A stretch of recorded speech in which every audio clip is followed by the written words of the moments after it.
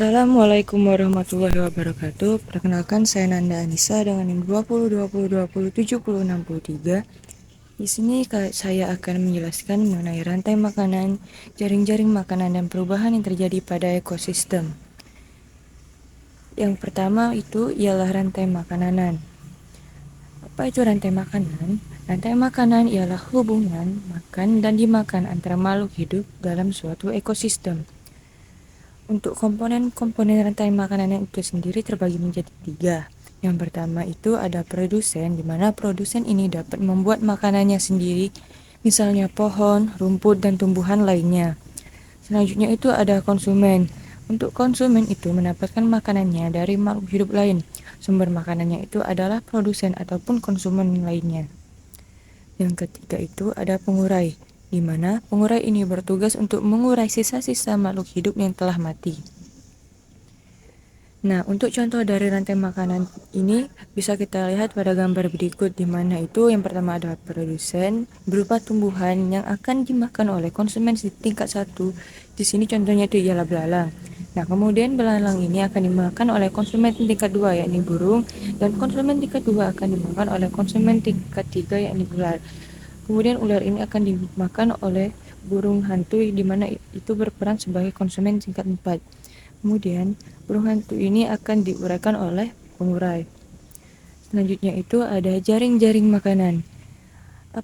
Jaring-jaring makanan ini ialah beberapa rantai makanan yang saling berhubungan. Nah, di samping ini ialah contoh dari jaring-jaring makanan. Dalam sebuah jaring-jaring makanan itu mungkin terdapat lebih dari satu produsen, konsumen tingkat 1, konsumen tingkat 2, dan konsumen tingkat 3, dan seterusnya. Perubahan populasi, salah satu konsumen penyusun ekosistem, dapat menyebabkan terganggunya rantai makanan dan keseimbangan ekosistem. Perhatikan rantai makanan berikut.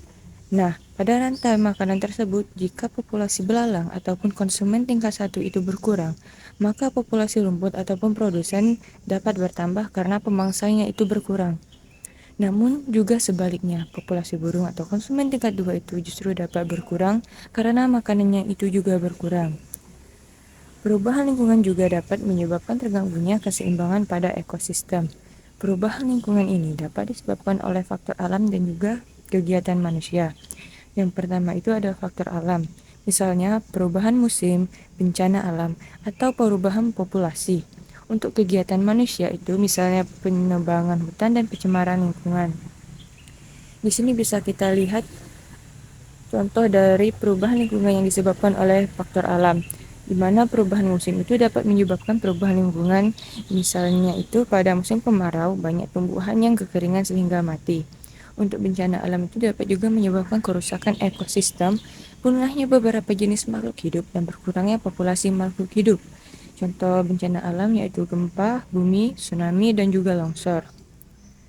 Untuk perubahan lingkungan yang disebabkan oleh kegiatan manusia ini, yaitu contoh penebangan dan pembakaran hutan untuk pembukaan lahan dapat menyebabkan hilangnya habitat dan sumber makanan hewan, punahnya beberapa jenis hewan dan tumbuhan, serta kerusakan ekosistem.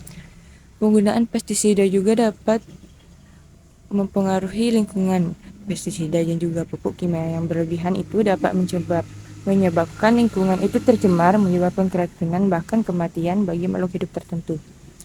Sekian, terima kasih. Mungkin ini saja materi yang akan saya sampaikan pada video kali ini. Lebih dan kurangnya saya mohon ampun. Wassalamualaikum warahmatullahi wabarakatuh.